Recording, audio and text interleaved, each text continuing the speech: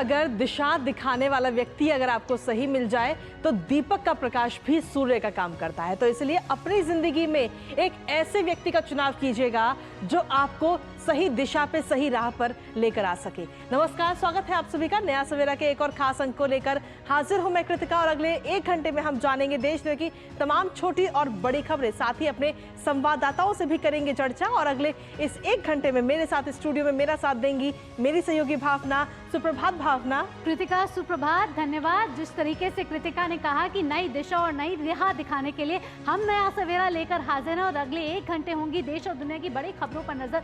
और जिन बड़ी खबरों की आज हम बात कर रहे हैं वो है लोकसभा अध्यक्ष का जो चुनाव है वो कल होना है, उसके लिए नामांकन आज भरे जाएंगे और एनडीए अपने उम्मीदवार का ऐलान दोपहर 12 बजे कर सकता है। साथ ही साथ जिन खबरों पर और नजर होने वाली है वो है 25 जून 1975 का दिन। ये दिन तो आपको याद होगा क्योंकि ये वही दिन है जब लोकतंत्र पर कहीं ना कहीं कहा जाए तो काला अध्याय था और इसी दिन आपातकाल लागू किया गया था। और आज भाजपा राष्ट्रवादी है एक अभियान शुरू करने वाली है कांग्रेस के खिलाफ इस दिन को लेकर। इसके साथ साथ दिल्ली हाई कोर्ट आज आबकारी नीति मामले में फंसे दिल्ली के मुख्यमंत्री अरविंद केजरीवाल की जमानत पर आज फैसला सुना सकती है। इसके अलावा खबरें होंगी मॉनसून से जुड़ी हुई, खेल कारोबार और एंटरटेनमेंट जगत से जुड़ी हुई खबरें भी आप तक प्रस्तुत करेंगे। शुरुआत करते हैं नया सवेरा की सुबह की सुर्खियों के साथ।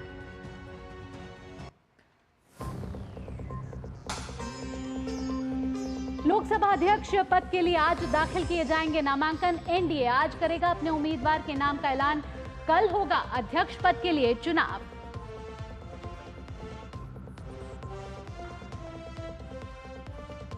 केरल और महाराष्ट्र की 4 सीटों के लिए राज्यसभा चुनाव आज। महाराष्ट्र विधान परिषद की 11 सीटों पर चुनाव के लिए आज भरे जाएंगे नामांकन।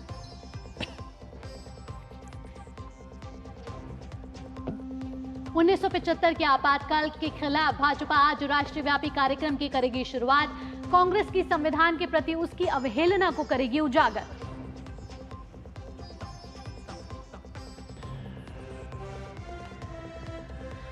दिल्ली हाईकोर्ट आज शराब नीति मामले में दिल्ली के मुख्यमंत्री अरविंद केजरीवाल की रिहाई पर आज सुनाएगी अहम फैसला।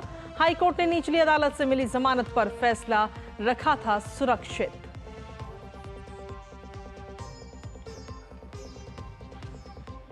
दिल्ली समेत उत्तर भारत के कई राज्यों में बारिश और मानसून के कारण गर्मी से मिली राहत। मौसम विभाग ने गुजरात, मध्य प्रदेश, झारखंड, बिहार, उत्तर प्रदेश, दिल्ली समेत कई राज्यों में आज बारिश की जताई संभावना।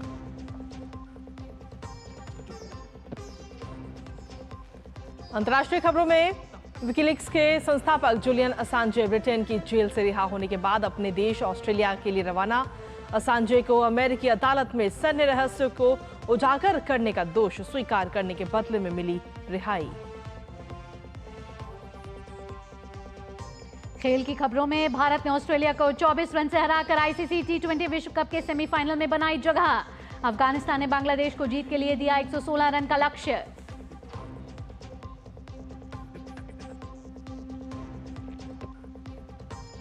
और इटली ने यूरो कप के नॉकआउट दौर में बनाया अपना स्थान। अतिरिक्त समय में हुए गोल की मदद से क्रोएशिया के साथ खिला ड्रॉ। वहीं अल्बानिया को हराकर स्पेन ने अजय रहते हुए अंतिम 16 में बनाई अपनी जगह।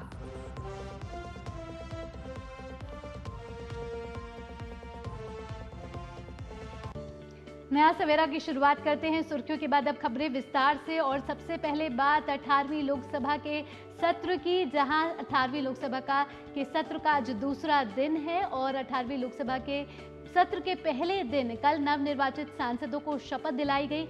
आज भी बाकी बचे नवनिर्वाचित सांसदों को शपथ दिलाई जाएगी। आपको बता दें कि कल लोकसभा अध्यक्ष का चुनाव होना है। साथ ही 27 जून को राष्ट्रपति संसद के दोनों सदनों के संयुक्त बैठक को संबोधित करेंगे।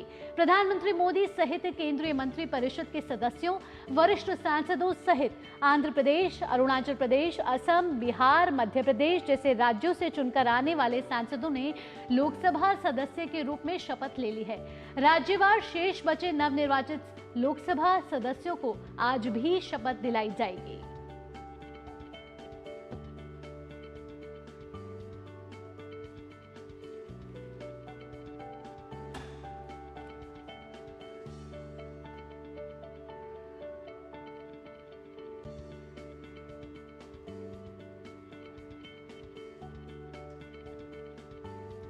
तो 18वीं लोकसभा के पहले सत्र के दौरान कई अहम कार्य पूरे होने हैं और इनमें सबसे अहम काम है लोकसभा अध्यक्ष का चुनाव।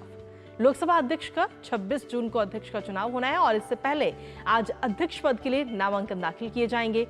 एनडीए की ओर से आज उम्मीदवार के नाम का ऐलान किया जाना है। साथ ही आपको बता दें कि इस वक्त भारतीय जनता पार्टी के सांसद भर्तृहरि मेहताब 18वीं लोकसभा के प्रोटेम स्पीकर बने हैं।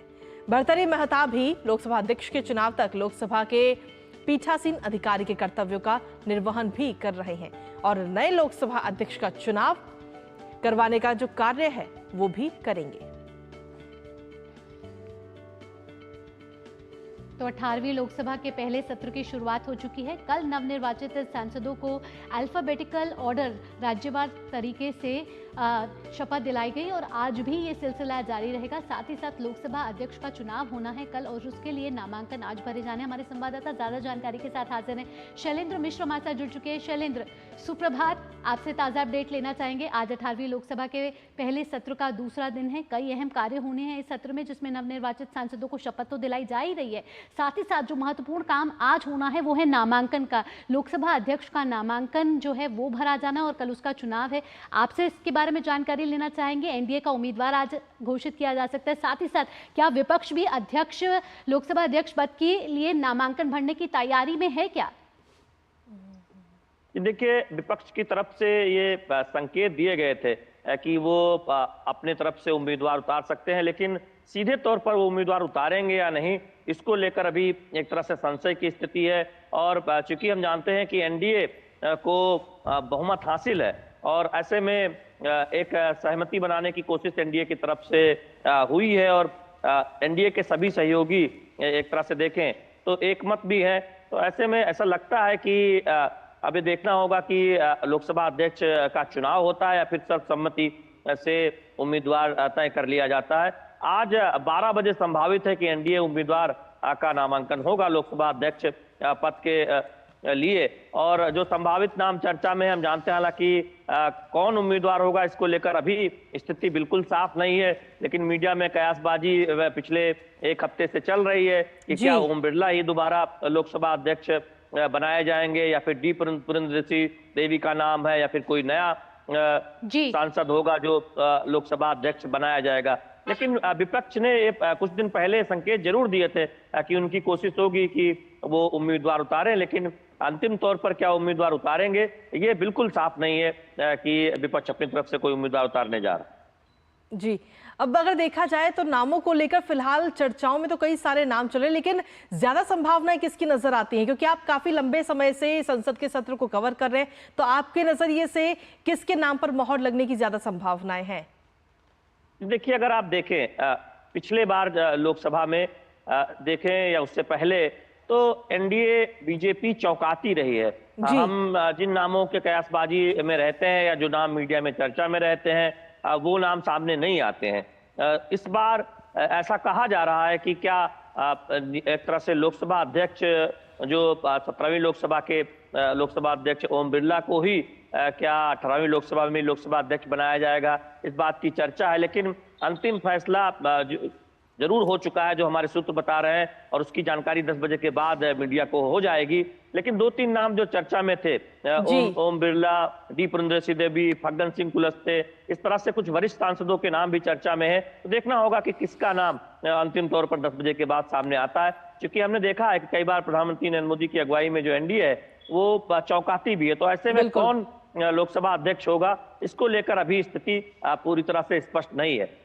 जी शैलेंद्र, यहाँ मैं आपसे एक और सवाल पूछना चाहूंगी कि उपाध्यक्ष पद के लिए भी संशय की स्थिति बनी हुई है कि एनडीए ने बैठक करी, बैठक में कई नाम, इस पर भी चर्चा हो रही है, तो इस पर क्या ज्यादा जानकारी है? देखिए, हमने देखा था कि पिछली लोकसभा में डिप्टी स्पीकर का पद एक तरह से उस पर कोई नियुक्ति नहीं की गई थी। इस बार ये बहुत चर्चा है कि एनडीए के सहयोगी दलों को या फिर विपक्ष दल को क्या ये पद दिया जाएगा। हम अभी भी आप देखें कि ज्यादा जो चर्चा है मीडिया में इस बात को लेकर है कि लोकसभा अध्यक्ष कौन होगा, डिप्टी स्पीकर यानी उपाध्यक्ष लोकसभा में कौन होगा और क्या उस पर कोई नियुक्ति होगी। इसको लेकर एक तरह से देखे कोई अंतिम राय नहीं बनी है। तो फिलहाल ये कहना जल्दबाजी होगी कि उपाध्यक्ष पर किसी का नाम सामने आ गया है या फिर उस पर कोई नियुक्ति होने जा रही। जी शैलेंद्र, एक चीज और आपसे जानना चाहेंगे, विपक्ष की तरफ से किस तरीके की रणनीति इस बार हमें देखने को मिल सकती है? देखिए, पहले ही दिन हमने देखा कृतिका, कल अगर आप बात करें तो 262 सांसदों ने शपथ ली। सबसे पहले शपथ प्रधानमंत्री नरेंद्र मोदी ने और फिर वरिष्ठ सांसदों ने, उसके बाद राज्यवार जो अल्फाबेटिकल नाम थे, असम, अरुणाचल प्रदेश, अंडमान निकोबार से लेकर बिहार और मध्य प्रदेश, इस तरह से आगे बढ़ रहा है। आज आप देखेंगे कि उड़ीसा, तेलंगाना, उत्तर प्रदेश और पश्चिम बंगाल के सांसद शपथ लेंगे। विपक्ष की एक रणनीति है कि सरकार को घेरा जाए संविधान के मुद्दे पर, और लगातार हम देख रहे हैं कि संविधान की कॉपी भी कल तमाम एनडीए गठबंधन के जो सहयोगी हैं कांग्रेस पार्टी वो लेकर आए। संसद भवन परिसर में तमाम सांसद एक साथ मार्च निकालते हुए भी दिखे। लेकिन सत्ता पक्ष की तरफ से जोरदार हमने देखे तो ये कहा भी गया, प्रधानमंत्री नरेंद्र मोदी ने तो सत्र की शुरुआत से पहले मीडिया से बातचीत में कहा कि जो आपातकाल का जो दिन है 25 जून, जिसको आज हम देख रहे हैं कि बीजेपी देश भर में मना भी रही है, उसको एक तरह से प्रधानमंत्री नरेंद्र मोदी ने याद दिलाया कि वो जो एक कोशिश थी संविधान को एक तरह से देखें न मानने की, वो कोशिश कभी कामयाब नहीं होगी देश में। तो ये एक तरह से देखें सत्ता पक्ष भी पलटवार कर रहा है विपक्षी दलों पर, और विपक्षी दलों की अपनी रणनीति है वो सरकार को घेरे। नीट के मामले में भी हमने देखा कि विपक्षी दल सरकार को घेर रहे हैं। जी शैलेंद्र, चलिए तमाम इन अपडेट के लिए आपका बहुत बहुत धन्यवाद। तो आज का दिन भी बेहद महत्वपूर्ण है। 18वीं लोकसभा के पहले सत्र का आज दूसरा दिन है। शैलेंद्र, आपसे आगे भी जानकारी हम लेते रहेंगे। बिल्कुल, और आगे जानकारी भी लेंगे, साथ ही आगे अन्य खबरों का भी रुख करेंगे। लेकिन उससे पहले नया सवेरा में वक्त एक छोटे से ब्रेक का हो गया, कहीं मत जाएगा क्योंकि ब्रेक के उस पार खबरों का सिलसिला लगातार जारी है। जिन्होंने यूज किया है वो जानते हैं असली हींग का स्वाद। MDH सुपर हींग, शुद्धता का असली तड़का। MDH घुटना, कंधा या कमर, चाहे जैसा हो दर्द, डॉक्टर ऑर्थो आपको देता है दर्द से पूरी आजादी। ये कोई टेम्पररी पेन किलर नहीं, आयुर्वेदिक औषधि है। स्वाद से सबको दीवाना कर दे, दीवाना कर दे। पिता का चाय, गजब का स्वाद। मैं क्या जी, सब जानते हैं, जहां दिखे मारियो अपना समझ के खा लियो।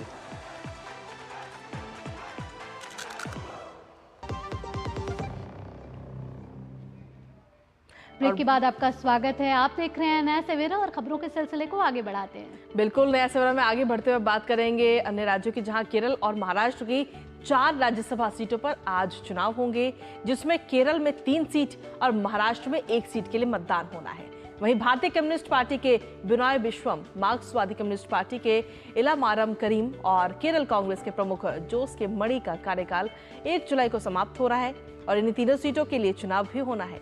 तो वहीं प्रफुल्ल पटेल के इस्तीफे के बाद महाराष्ट्र की राज्यसभा सीट के लिए उपचुनाव होना है।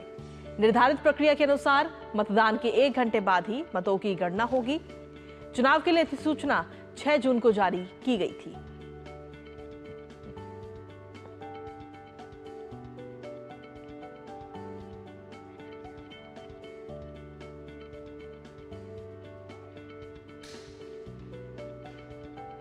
वहीं महाराष्ट्र विधान परिषद की 11 सीटों पर चुनाव के लिए आज नामांकन भरे जाएंगे। आज से लेकर 2 जुलाई तक उम्मीदवार नामांकन भर सकते हैं। वहीं नामांकन वापस लेने की अंतिम तारीख 5 जुलाई को है। 12 जुलाई को सुबह 9 बजे से शाम 4 बजे तक मतदान होगा और उसी शाम चुनाव नतीजे भी आ जाएंगे। इस चुनाव में महाराष्ट्र विधानसभा के विधायक मतदान करके विधान परिषद में अपना प्रतिनिधि चुनेंगे। दरअसल विधान परिषद के 11 सदस्यों का कार्यकाल 27 जुलाई को खत्म हो रहा है।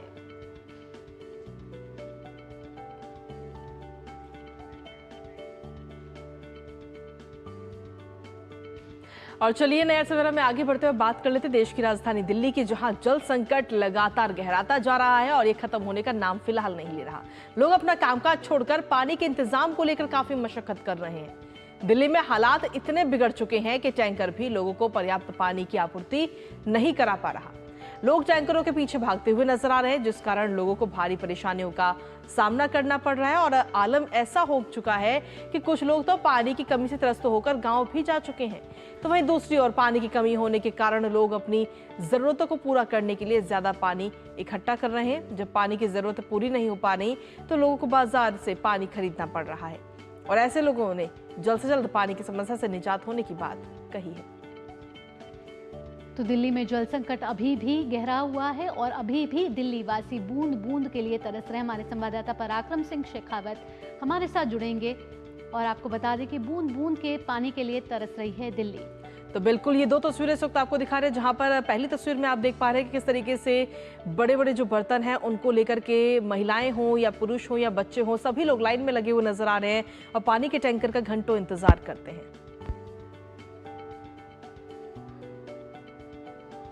पहले से ही लाइन लगते हैं, उसके बाद पानी मिलती है। जो टैंकर टाइम पे भेजे और हम लोग पानी लेके जाए। बस रोज पानी लाइन में लगते हैं, पानी मिलते हैं, तो बस चल रहा है बहुत दिनों से। दिक्कत हमने यहाँ पर 5 बजे से लाइन में लगे हुए हैं। हाँ, पूरी उम्मीद के साथ से पानी मिलेगी, लेकिन ये कोई ज़रूरी नहीं है कि पानी भी मिल जाएगी। हाँ, पानी का दिक्कत है ही है यहाँ पर। सरकार के तो यही उम्मीद है कि जिस तरीक़ा से वो पानी ला करके दे रहे हैं, हम लोग की जो है ना सहायता करें। और क्या बोला जाए, वो तो अपनी तरफ से पूरी उम्मीद लगा रखे हैं कि हाँ, हम अपने जनते के सामने जो है ना मैं पानी भेज रहा हूँ ताकि उन लोगों को मिल जाता होगा पानी। लेकिन यहाँ पर ऐसा है ना, जब पानी मिलता भी है और नहीं भी मिलता है, दोनों बात है। पानी के लिए जो है ना से और अच्छी तरीक़ा से इंतज़ाम होनी चाहिए था। टैंकर जो है ना से 6:30 बजे आते हैं। तो अगर देखा जाए पिछले कई दिनों से पानी के लिए दिल्ली वासी जो है कड़ी मशक्कत करते हुए नजर आ रहे हैं। इसी पर ताज़ा अपडेट लेते हैं। हमारे संवाददाता पराक्रम सिंह शेखावत इस वक्त हमारे साथ जुड़ गए हैं सीधा ग्राउंड जीरो से। पराक्रम, सुप्रभात आपको। लेकिन सवाल वही है कि दिल्ली में जो जल संकट है वो आखिर कब खत्म होगा? दिल्ली वासियों को इस जल संकट से कब राहत मिलने की उम्मीद फिलहाल नजर आती है? कृतिका, इससे बड़ा दुर्भाग्य क्या ही कहें, देश की राजधानी है।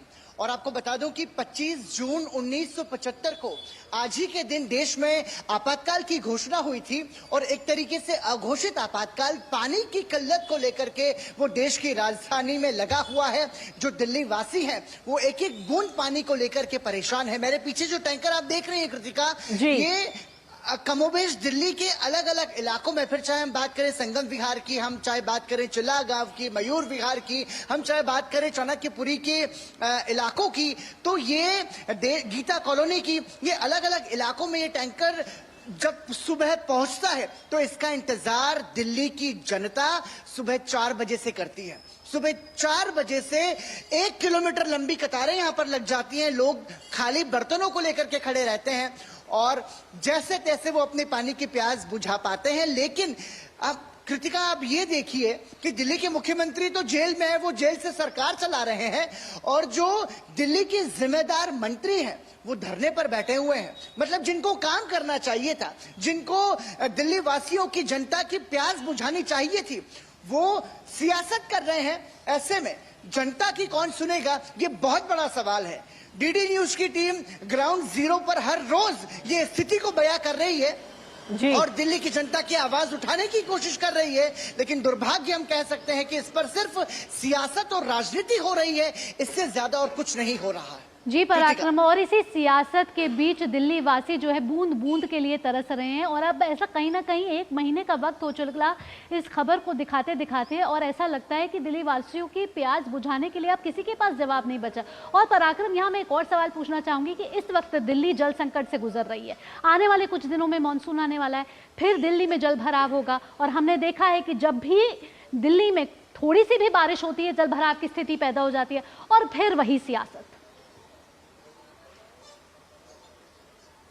बिल्कुल भावना, देखिए इस वक्त तो हम जल संकट की समस्या का सामना कर रहे हैं और ये स्थिति कमोबेश हर साल बनती है। आप ये देखिए कि जब ये कहा जाता है कि जब गर्मी के मौसम की शुरुआत होती है और मानसून से पहले कोशिश ऐसी होनी चाहिए कि जो यमुना की जो नदी है उसकी साफ सफाई की जानी चाहिए, जो गाद और जो कचरा भरा जाता है उसको हटाया जाना चाहिए जिससे कि बाढ़ की स्थिति ना बने।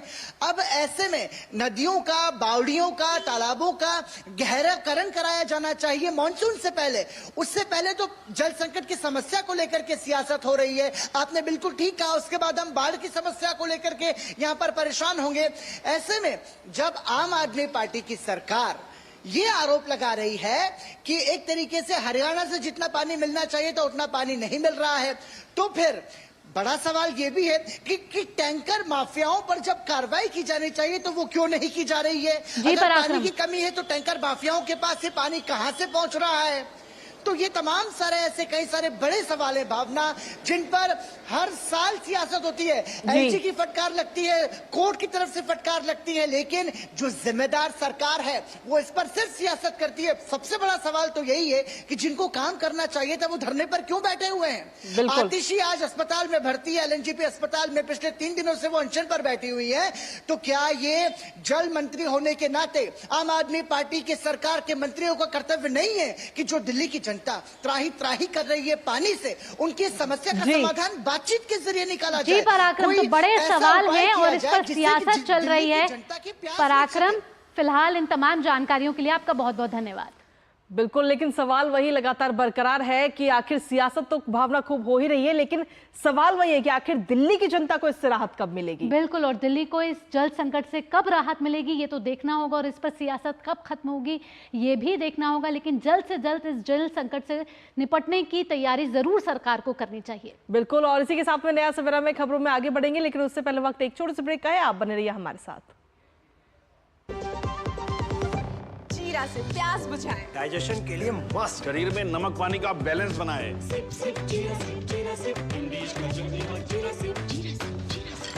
बात जब पीढ़ियों के लिए बनने वाले घर की हो तो जिम्मेदारी बड़ी हो जाती है। गैलेंट समझता है ये जिम्मेदारी। अब डबल एम रिब्स के साथ गैलेंट एडवांस TMT रीबार, निर्माण का real hero. Here gravity and physics don't call the shots, and sound travels slower than you. This is a different kind of place. That's why we're looking for different kind of people, for whom excellence is not a job, but a way of being, be it in the sky or on the ground. We are looking for an invincible team of invincible people.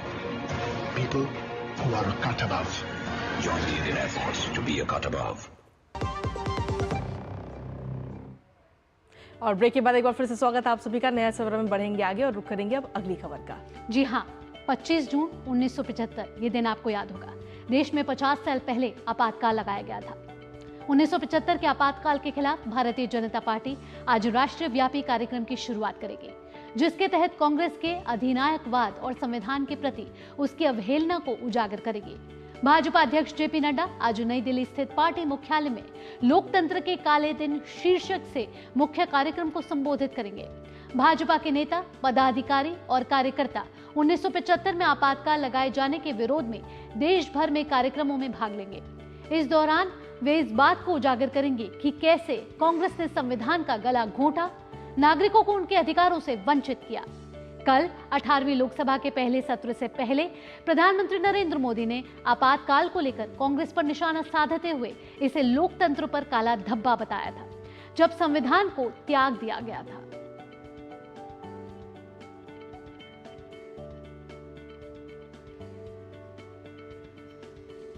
और साल 1975 में देश में कांग्रेस सरकार की ओर से लागू आपातकाल के विरुद्ध आज भारतीय जनता पार्टी राष्ट्रव्यापी आंदोलन शुरू करेगी। तो वहीं रक्षा मंत्री राजनाथ सिंह ने आपातकाल के संबंध में सोशल मीडिया प्लेटफॉर्म X पर एक पोस्ट किया है, जिसमें उन्होंने लिखा कि आज के ठीक 49 साल पहले भारत में तत्कालीन कांग्रेस सरकार द्वारा आपातकाल लगाया गया था। आपातकाल हमारे देश के लोकतंत्र के इतिहास का वो काला अध्याय है जिसे चाहकर भी भुलाया नहीं जा सकता। सत्ता के दुरुपयोग और तानाशाही का जिस तरह खुला खेल उस दौरान खेला गया, वो कई राजनीतिक दलों की लोकतंत्र के प्रति प्रतिबद्धता पर बहुत बड़ा सवालिया निशान खड़ा करता है। यदि आज इस देश में लोकतंत्र जीवित है तो उसका श्रेय उन लोगों को जाता है जिन्होंने लोकतंत्र की बहाली के संघर्ष किया, जेल गए और ना जाने कितनी शारीरिक और मानसिक यातनाओं से भी उन्हें गुजरना पड़ा। भारत की आने वाली पीढ़ियां उनके संघर्ष और लोकतंत्र की रक्षा में उनके योगदान को याद रखेंगी।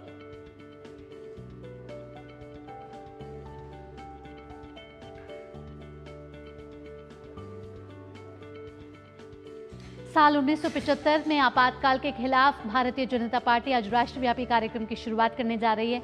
वित्त मंत्री निर्मला सीतारमण ने आपातकाल पर लिखे एक लेख को सोशल मीडिया प्लेटफॉर्म पर साझा किया है। वित्त मंत्री ने लिखा है कि विपक्षी नेता जेपी, लाल कृष्ण आडवाणी, अटल बिहारी वाजपेयी और मोरारजी देसाई और कार्यकर्ताओं को सलाखों के पीछे डाल दिया गया था। यह अवधि जबरन सामूहिक नसबंदी, प्रेस पर सेंसरशिप, संवैधानिक अधिकारों के निलंबन जैसी ज्यादतियों के खिलाफ जानी जाती है।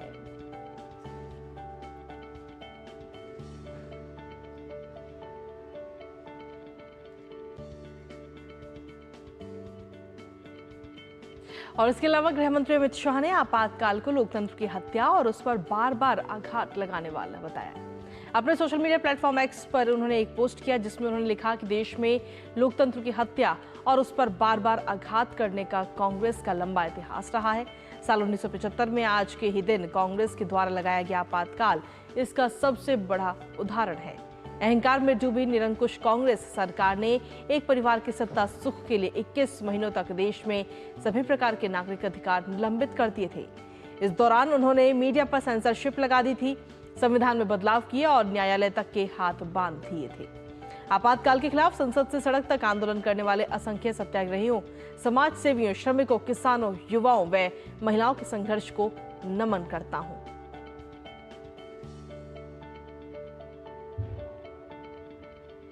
नया सवेरा में अब आगे बढ़ते हैं। विदेश मंत्री डॉक्टर एस जयशंकर ने संयुक्त अरब अमीरात की यात्रा संपन्न होने पर जानकारी देते हुए यात्रा सार्थक रहने की बात कही है। डॉक्टर एस जयशंकर 23 जून से यूएई के दौरे पर थे। इस दौरान उन्होंने अपने समकक्ष यूएई के विदेश मंत्री शेख अब्दुल्ला बिन जायद अल नाहयान के साथ मुलाकात की। साथ ही पश्चिम एशिया के सबसे बड़े मंदिर BAPS हिंदू मंदिर गए, जो कि अबू धाबी में स्थित है, और वहां पूजा अर्चना की। इसके अलावा डॉक्टर एस जयशंकर ने अबू धाबी के लोवर में 10वें अंतर्राष्ट्रीय योग दिवस के समारोह में भी भाग लिया।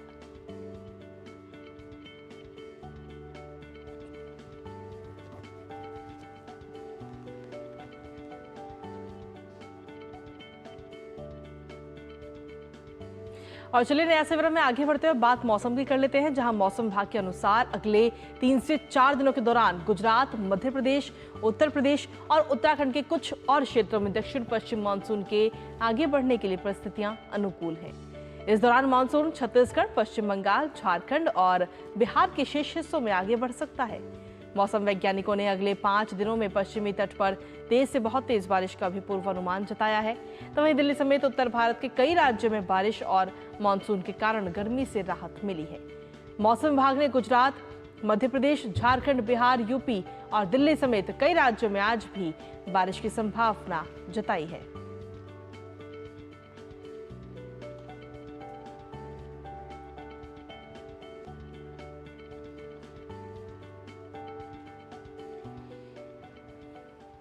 और आइए आगे बढ़ते हुए देश भर से कुछ और महत्वपूर्ण खबरों का रुख कर लेते हैं फटाफट अंदाज में। दिल्ली हाईकोर्ट आबकारी नीति मामले में दिल्ली के मुख्यमंत्री अरविंद केजरीवाल की जमानत पर आज फैसला सुनाएगी। हाईकोर्ट ने शुक्रवार को ईडी की अर्जी पर फैसला सुरक्षित रख लिया था। कर्नाटक में एक बार फिर एक से अधिक उप मुख्यमंत्री बनाने की मांग उठने लगी है। कर्नाटक के मंत्री और कांग्रेस नेता KN राजन्ना ने कर्नाटक में एक से अधिक उप मुख्यमंत्री की मांग की और इस अनुरोध पर विचार करने को कहा। KN राजन्ना ने कहा कि कई मंत्रियों का मानना है कि कांग्रेस पार्टी का समर्थन करने वाले कई समुदायों को उप मुख्यमंत्री का प्रतिनिधित्व दिया जाना चाहिए। उत्तर प्रदेश के मुख्यमंत्री योगी आदित्यनाथ ने आगामी प्रयागराज महाकुंभ 2025 के आयोजन की तैयारियों को लेकर एक समीक्षा बैठक की है। इस दौरान उन्होंने महाकुंभ को स्वच्छता, सुविधा और सुरक्षा का मानक आयोजन बनाने के लिए हर संभव प्रयास करने के भी निर्देश दिए हैं। मध्य प्रदेश के धार में भोजशाला परिसर के उत्तर पूर्वी हिस्से में भगवान विष्णु की मूर्ति मिली। हिंदू पक्षकार गोपाल शर्मा ने कहा कि वहां से भगवान विष्णु की चतुर्मुख वाली प्रतिमा प्राप्त हुई है। रिलायंस फाउंडेशन के फाउंडर और चेयरपर्सन नीता अंबानी ने कल वाराणसी के विश्वनाथ मंदिर में दर्शन किए। यहां उन्होंने बाबा विश्वनाथ के चरणों में अपने बेटे अनंत अंबानी और होने वाली बहू राधिका मर्चेंट की शादी का निमंत्रण रखा।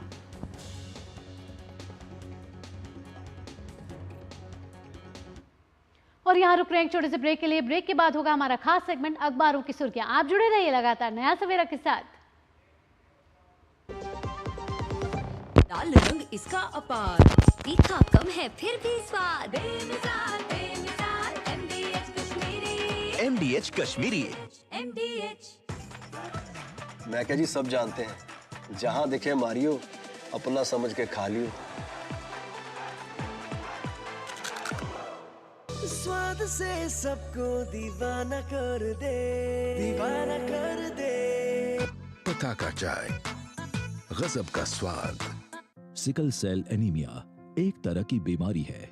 यह आनुवंशिक बीमारी है, यानी माता पिता से उनके बच्चों में आती है। इससे रक्त कोशिका का आकार गोल न होकर हंसिया जैसा हो जाता है। साथ ही उसका लचीलापन खत्म हो जाता है, जिससे नसों में खून बहने से परेशानी होती है और शरीर में तेज दर्द होता है।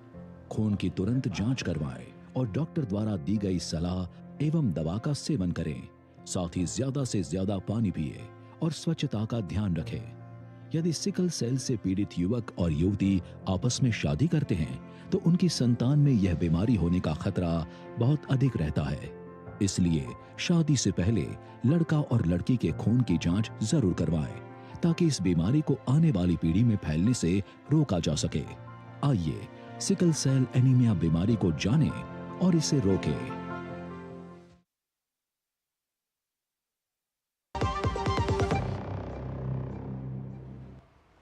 और ब्रेक के बाद एक बार फिर से स्वागत आप सभी का नया सवेरा में। बढ़ेंगे आगे और रुक करेंगे अब हमारे अगले सेगमेंट का और जानेंगे अखबारों की सुर्खियां।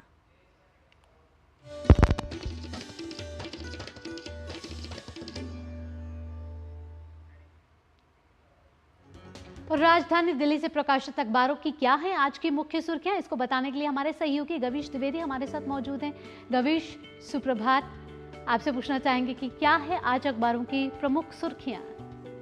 जी सुप्रभात भावना और कृतिका, और हमारे दर्शकों को भी सुप्रभात। हम बात करें अखबारों की सुर्खियों की, तो जो हम पहली सुर्खी आपके लिए लेकर आए हैं वो जुड़ी है भारत और बांग्लादेश के बीच हुए एक समझौते से जुड़ी हुई। आपको बता दें कि सैन्य शिक्षा और रक्षा सहयोग से जुड़ा यह ऐतिहासिक समझौता हुआ है, जिसके चलते दोनों देशों के बीच सैन्य शिक्षा के क्षेत्र से जुड़े सामरिक और रणनीतिक अध्ययन से संबंधित कार्यक्रम अब हो सकेंगे।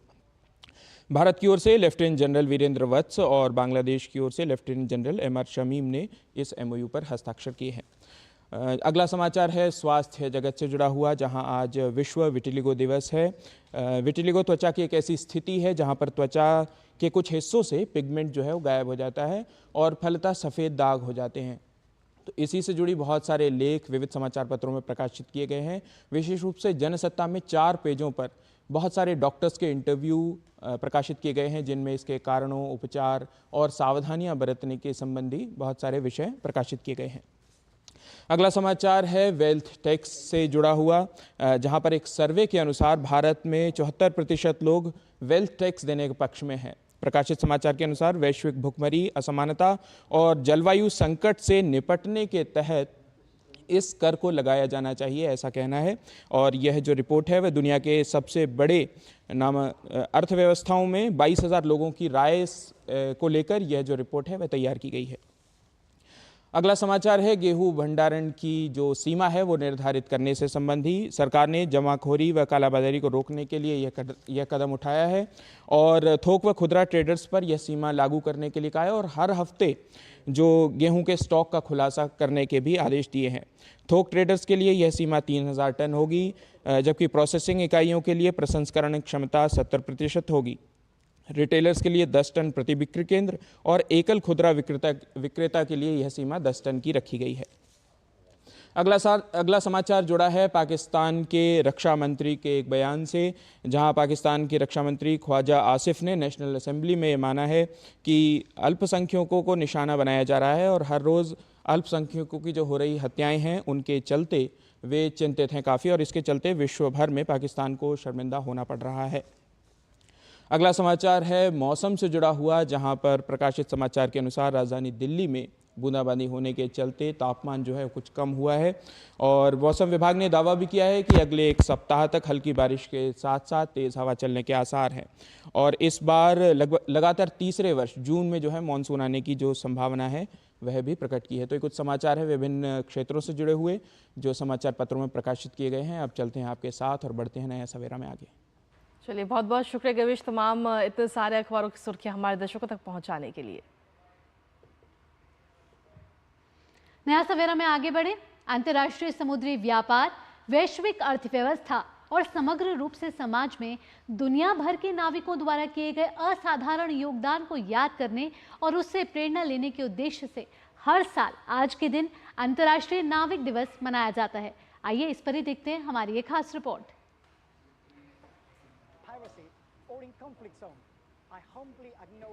अंतर्राष्ट्रीय व्यापार, वैश्विक अर्थव्यवस्था और समाज में नाविकों द्वारा निभाई गई महत्वपूर्ण भूमिका को स्वीकार करने का दिन है अंतर्राष्ट्रीय नाविक दिवस। इस वर्ष का अभियान समुद्री क्षेत्र को सुरक्षित कार्यस्थल बनाने में नाविकों के योगदान पर पूरी तरह से केंद्रित है। 2024 के अभियान के लिए हैशटैग सेफ्टी टिप्स एट सी रखा गया है, जिसके साथ नाविक समुद्र में सुरक्षा के लिए सुझाव अपनी तस्वीर के साथ साझा कर सकते हैं। And I want to extend my warm appreciation to all seafarers everywhere. We know that without seafarers, there will be no shipping, no shopping, and no supply chain. Seafarers prove their professionalism day in and day out, all over the globe, but far from the public eye. Seafarers have been sorely tested in recent years, currently facing hostile acts from piracy or in conflict zone. I humbly acknowledge seafarers' resilience and sacrifice in the name of work. दुनिया भर का लगभग 90% व्यापार जहाजों के माध्यम से किया जाता है और इसमें नाविकों की भूमिका बहुत महत्वपूर्ण होती है, क्योंकि सागर की लहरों से खेलने वाले यही जाबाज इस बात को सुनिश्चित करते हैं कि जरूरी सामान और ईंधन एक स्थान से दूसरे स्थान तक सुरक्षित पहुंचे और अर्थव्यवस्था सुचारू रूप से चलती रहे। उनके इसी अद्वितीय योगदान को याद करने के लिए अंतर्राष्ट्रीय नाविक दिवस मनाने की शुरुआत हुई। 2010 में मनीला में हुए राजनयिक सम्मेलन में अंतर्राष्ट्रीय नाविक दिवस से संबंधित प्रस्ताव को स्वीकार किया गया, जिसके बाद संयुक्त राष्ट्र की विशेष एजेंसी अंतर्राष्ट्रीय समुद्री संगठन ने प्रतिवर्ष 25 जून को अंतर्राष्ट्रीय नाविक दिवस के रूप में मनाने की घोषणा की। वर्ष 2011 में पहला अंतर्राष्ट्रीय नाविक दिवस मनाया गया और अब हर साल 25 जून को यह दिवस मनाया जाता है। Bureau report, DD news.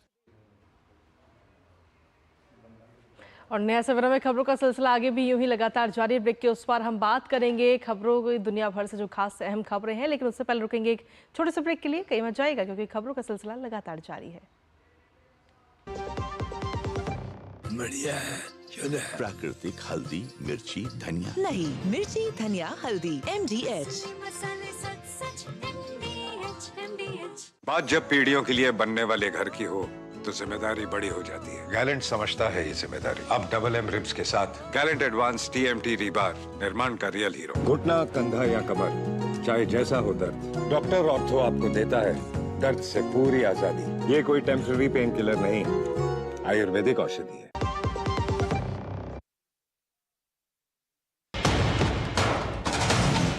Kashmir से कन्याकुमारी तक, कच्छ से कामाख्या तक, राज्यों की राजधानियों से प्रदेशों के कोने कोने तक, होगी हर राज्य के हर हिस्से की पूरी खबर। देखिए भारत एट 7 खबर राज्यों की, सोमवार से शुक्रवार शाम 7 बजे सिर्फ डीडी न्यूज पर।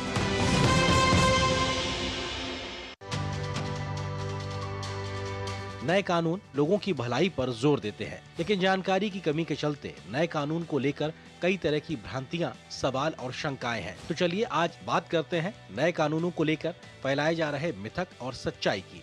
मिथ है कि पुलिस हिरासत की अवधि 15 से बढ़ाकर 90 दिन करना पुलिस की यातना की संभावनाओं को बढ़ाता है, जबकि सच्चाई ये है कि कानून में 24 घंटे के भीतर जांच पूरी नहीं होने पर प्रक्रिया निर्धारित की गई है। पुलिस हिरासत की अवधि 15 दिन तक ही सीमित है। BNSS के तहत लागू 60 से 90 दिनों की कुल अवधि में से 40 और 60 दिनों की अवधि के भीतर आंशिक या पूरी पुलिस हिरासत ली जा सकती है। पुलिस हिरासत देने में न्यायालय का विवेक पहले की ही तरह बरकरार रखा गया है। अगर आरोपी जमानत का पात्र है तो पहले 15 दिनों से अधिक की पुलिस हिरासत आरोपी की जमानत में बाधा नहीं बनेगी। नए आपराधिक कानून यानी भारतीय न्याय संहिता 2023, भारतीय नागरिक सुरक्षा संहिता 2023 और भारतीय साक्ष्य अधिनियम 2023 1 जुलाई 2024 से लागू हो रहे हैं। नए कानूनों के बारे में जानने के लिए NCRB संकलन of criminal laws mobile app को प्ले स्टोर या ऐप स्टोर से डाउनलोड करें।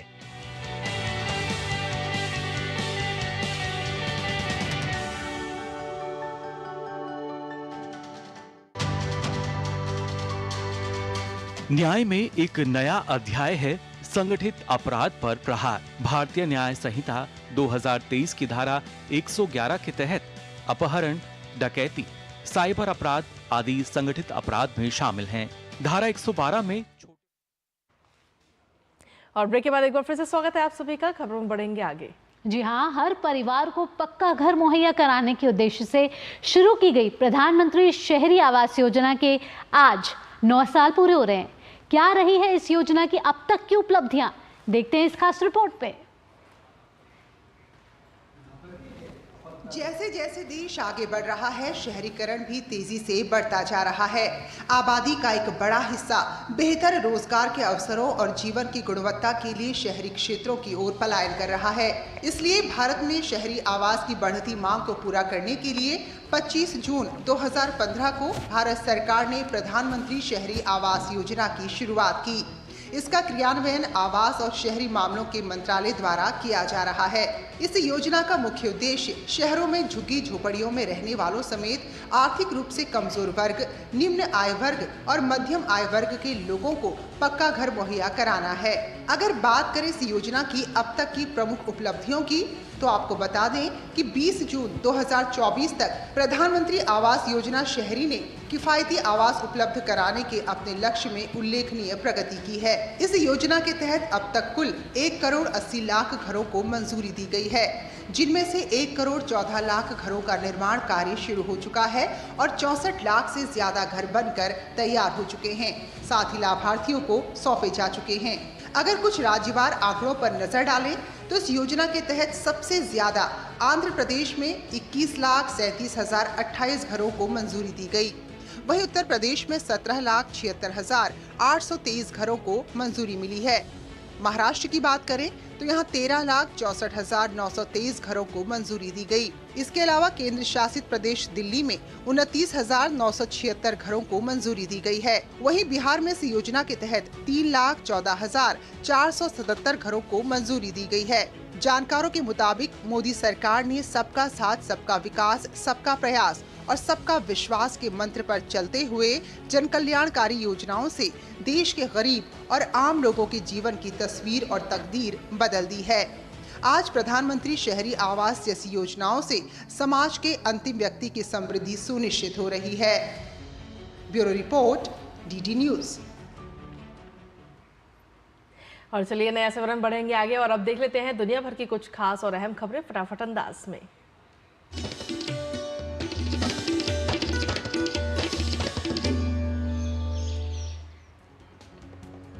विकीलीक्स वेबसाइट के संस्थापक जूलियन असांजे आखिरकार ब्रिटेन की जेल से रिहा हो गए।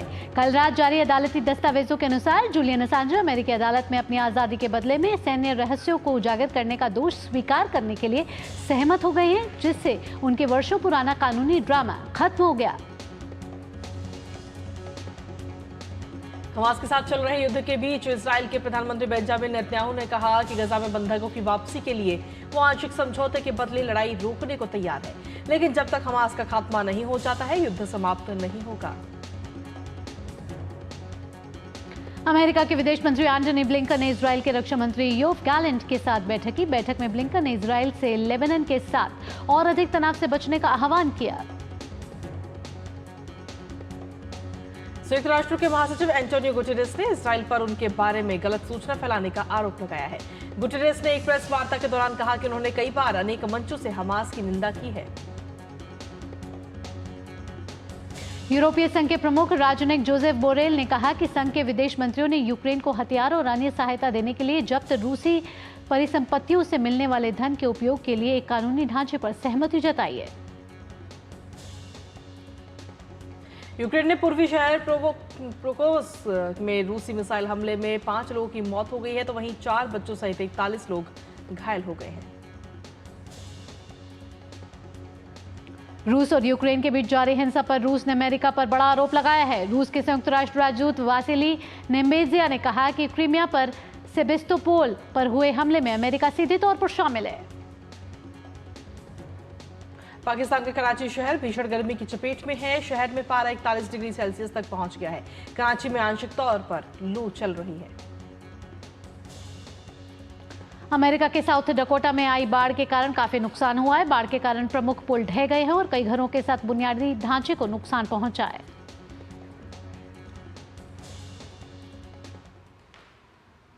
और अंतर्राष्ट्रीय जगत की खबरों के बाद में अब बात करेंगे कारोबार जगत की तमाम खबरों की फटाफट अंदाज में।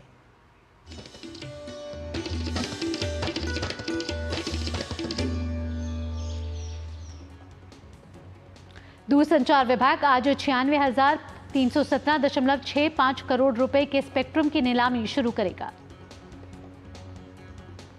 पेटीएम की पेरेंट कंपनी 197 कम्युनिकेशंस ने अपने ट्रैवल सेगमेंट पर ध्यान केंद्रित करते हुए global travel aggregators sky scanner, Google flights और विगो के साथ साझेदारी का ऐलान किया है। टेलीकॉम सेक्टर की दिग्गज कंपनी भारतीय Airtel telecom towers company Indus towers में अतिरिक्त 3% हिस्सेदारी हासिल करने के लिए वोडाफोन पीएलसी के साथ चर्चा कर रही है। 28 जून 2024 से भारत के सरकारी बॉन्ड को JP Morgan emerging market bond index में शामिल किया जा रहा है। इससे थाईलैंड, पोलैंड और चेक गणराज्य जैसे देशों में वेटेज अगले 10 महीनों में कम हो सकती है। अंतर्राष्ट्रीय रेटिंग एजेंसी S&P ग्लोबल ने मौजूदा वित्त वर्ष के लिए भारत के विकास दर के अनुमान को 6.8% पर बरकरार रखा है। देश के चालू खाते में इस साल जनवरी-मार्च तिमाही में सरप्लस की स्थिति रही और ये 5.7 अरब डॉलर रहा, जो सकल घरेलू उत्पाद का 0.6% है।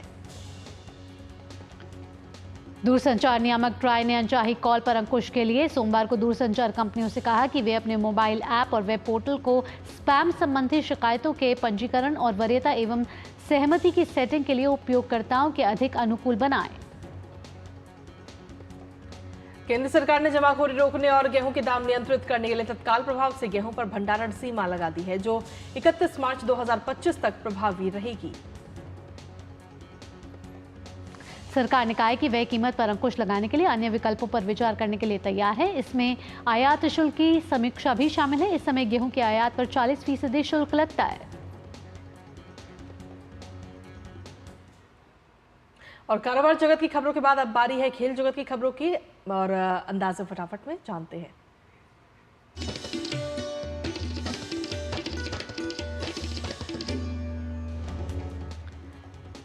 आईसीसी T20 विश्व कप में अफगानिस्तान ने बांग्लादेश के सामने 116 रन का लक्ष्य रखा। जवाब में बांग्लादेश की टीम ने 1 विकेट पर 16 रन बना लिए हैं।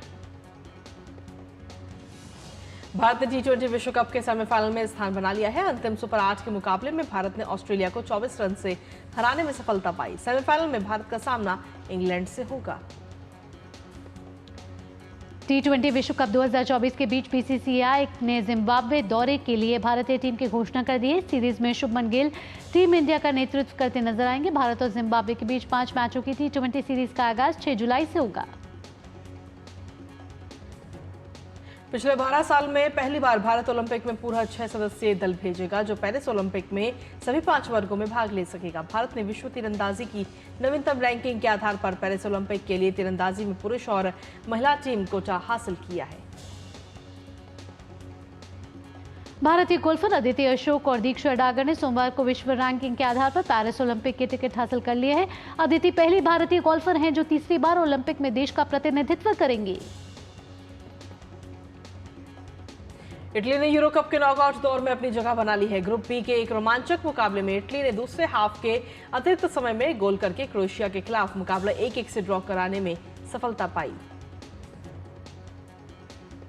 यूरोप कप के ग्रुप बी के एक अन्य मुकाबले में स्पेन ने अपने अजय सिलसिले को बरकरार रखते हुए नॉकआउट दौर में प्रवेश कर लिया। स्पेन ने अल्बानिया को 1-0 से हराकर ग्रुप में लगातार तीसरी बार जीत हासिल की। यूरो कप में आज 2 मुकाबले खेले जाएंगे। ग्रुप सी में इंग्लैंड का सामना स्लोवेनिया से होगा। एक जीत और एक ड्रॉ के साथ ग्रुप में शीर्ष पर मौजूद इंग्लैंड की कोशिश जीत के ग्रुप दौर का समापन करने पर होगी। ग्रुप सी के एक अन्य मुकाबले डेनमार्क और सर्बिया की टीमें आमने सामने होंगी। दोनों टीमों का इरादा इस मैच को बड़े अंतर से जीतकर नॉकआउट दौर में स्थान बनाने पर होगा।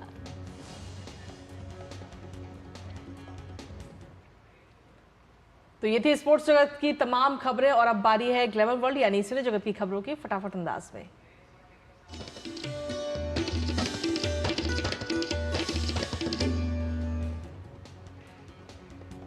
अक्षय कुमार की आगामी फिल्म सरफिरा 12 जुलाई को रिलीज होगी। ये फिल्म कैप्टन जी.आर. गोपीनाथ के जीवन पर आधारित है। फिल्म स्त्री 2 में श्रद्धा कपूर और राजकुमार राव फिर से नजर आएंगे। ये फिल्म 15 अगस्त को रिलीज होगी। ताहिरा की आगामी फिल्म शर्मा जी की बेटी 28 जून को अमेजॉन पर प्रीमियर होने वाली है।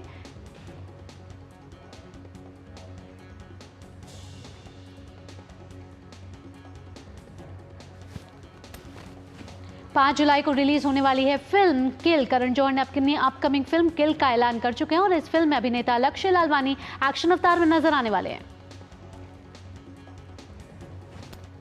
अक्षय कुमार और तापसी पन्नू की आने वाली फिल्म खेल खेल में है और ये फिल्म 15 अगस्त को रिलीज होगी।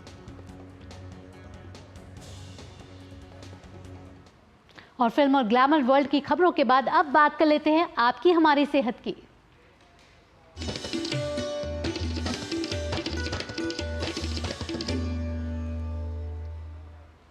आज विश्व विटिलिगो दिवस है और विटिलिगो त्वचा की समस्या है जिसके विषय में जागरूकता की आवश्यकता बहुत ज्यादा जरूरी है। भावना बिल्कुल सही कहा आपने कृतिका। त्वचा पर सफेद दाग आ जाएं तो चिंता हो जाती है और उसे दूर करने के कई तरह के विकल्प भी अपनाए जाते हैं, लेकिन विटिलिगो के मामले में विशेषज्ञ को दिखाना क्यों जरूरी है, आइए समझते हैं इस रिपोर्ट के जरिए।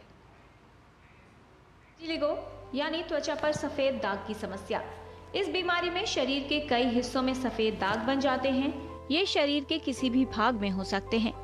इस रोग को लेकर लोगों के मन में डर और कई भ्रांतियां हैं। दरअसल हमारे शरीर में मेलेनोसाइट्स नामक कोशिकाएं होती हैं जो त्वचा को प्राकृतिक रंग प्रदान करती हैं। लेकिन जब किसी कारण से ये कोशिकाएं नष्ट होने लगती हैं तो अपना काम ठीक से नहीं कर पाती और त्वचा का रंग बदलने लगता है। विटिलिगो बहुत ही कॉमन बीमारी है जिसमें सफ़ेद दाग स्किन पे होने लगते हैं। कई बार बाल सफ़ेद होने लगते हैं स्किन के और सर के, पलकों के, भौं के। मेलानोसाइट नाम का एक सेल होता है जिसका काम होता है रंग बनाना। उसके अगेंस्ट इम्यून सिस्टम काम करने लगता है और इस वजह से रंग स्किन का, बाल का जाने लगता है। इसके कोई ख़ास ऐसे रिस्क फैक्टर्स नहीं होते जिसको आप प्रिवेंट कर सकें, जिसको आप बदल सकें। थोड़ा सा जेनेटिक कंपोनेंट होता है, कुछ एनवायरमेंटल फैक्टर्स होते हैं। कई बार मरीज़ हमसे पूछते हैं कि हमने सफ़ेद रंग की चीज़ें खा ली, हमने दूध पी लिया, उसके साथ मछली खा ली, हमने अंडे खा लिए। ऐसा बिल्कुल नहीं होता कि सफ़ेद रंग के खाने के पदार्थ खाने से सफ़ेद दाग बनने लग जाए। हमारे शरीर का इम्यून सिस्टम यानी प्रतिरक्षा प्रणाली जब अपने ही शरीर के ऊतकों को नुकसान पहुंचाने लगता है तब ऐसा होता है। विटिलिगो में त्वचा में मेलेनोसाइट्स कोशिकाएं नष्ट हो जाती हैं या फिर कार्य करना बंद कर देती हैं, जिसकी वजह से त्वचा और बालों का रंग हल्का होने लगता है या फिर सफ़ेद हो जाता है। अगर किसी को सफ़ेद दाग होता है और उसको शक है कि उसको विटिलिगो हो रहा है तो उसको एक स्किन विशेषज्ञ से मिलना चाहिए। विटिलिगो एक लौता कॉज नहीं है सफ़ेद दाग होने का। कई बार और बहुत ही साधारण चीज़ें हो सकती हैं जो विटिलिगो जैसी नज़र आती हैं पर विटिलिगो नहीं होती। जैसे कि कुछ ड्राई स्किन, कई बार ड्राई स्किन के पैचेस चेहरे पर होते हैं जिसको हम पिट्रियासिस एल्बा बोलते हैं। वो विटिलिगो जैसा लग सकता है पर वो विटिलिगो नहीं होता और बहुत आसानी से उसका इलाज किया जा सकता है। कुछ और बर्थ मार्क्स होते हैं जो जन्म से होते हैं जो विटिलिगो जैसे लग सकते हैं। कुछ जेनेटिक डिजीज़ेज़ होती हैं जिसमें सफ़ेद दाग बनने लगते हैं स्किन पर और वो भी विटिलिगो जैसे लग सकते हैं। तो हर सफ़ेद दाग विटिलिगो नहीं होता। हर सफ़ेद दाग को विटिलिगो की तरह ट्रीट करने की ज़रूरत नहीं होती। विटिलिगो के शुरुआती लक्षणों में त्वचा का रंग फीका पड़ जाना या सफ़ेद होना, त्वचा पर जगह जगह सफ़ेद दाग, हाथ, पैर, चेहरे या होंठ पर सफेद दाग, समय से पहले बालों का सफेद हो जाना, दाढ़ी और भौहों का रंग उड़ जाना और आंख में रेटिना की परत का रंग फीका पड़ जाना शामिल है। इलाज के बहुत सारे ऑप्शंस हैं विटलाइगो के लिए और ये इस चीज़ पर निर्भर करता है कि मरीज़ को किस तरीके का विटलाइगो है, विटलाइगो रुका हुआ है या फैल रहा है और कितने हिस्से पर विटलाइगो है। तो जनरली सबसे पहले मेडिकल ट्रीटमेंट ट्राई करा जाता है और दोनों ऑप्शंस अवेलेबल होते हैं। क्रीम्स भी हैं इसके लिए और खाने की मेडिसिन्स भी हैं। एक लाइट थेरेपी नाम का भी एक ऑप्शन होता है जिसको फोटोथेरेपी बोलते हैं, उससे भी बहुत अच्छा कलर आ जाता है। जिन मरीज़ों में बीमारी रुकी हुई होती है और मेडिकल ट्रीटमेंट से रंग नहीं आ रहा होता, उनके लिए सर्जिकल ऑप्शंस ट्राई किए जा सकते हैं। सर्जिकल ऑप्शन भी बहुत सारे तरीक़ों के हैं और अगेन वो इस चीज़ पे डिपेंड करता है कि कितने बड़े हिस्से पे रंग लाने की कोशिश करनी है। ऐसा होने पर विशेषज्ञ को दिखाएं और जानिए कि कहीं ये विटिलिगो की समस्या तो नहीं। किरण भारद्वाज, डीडी न्यूज़। नया सवेरा में अब वक्त हो चला है मिजाज मौसम को जानने का और आइए जानते हैं विभिन्न राज्यों और शहरों का न्यूनतम और अधिकतम तापमान।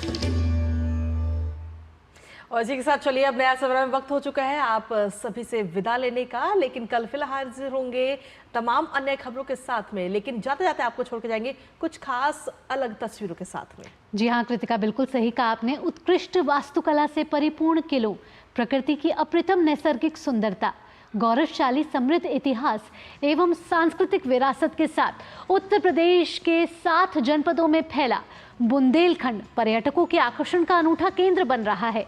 जाते जाते आपको छूट जाते हैं बुंदेलखंड की इस खूबसूरत प्राकृतिक नज़ारों के साथ। फिलहाल के लिए मुझे, कृतिका और नया सवेरा की पूरी टीम को दीजिए अनुमति। नमस्कार।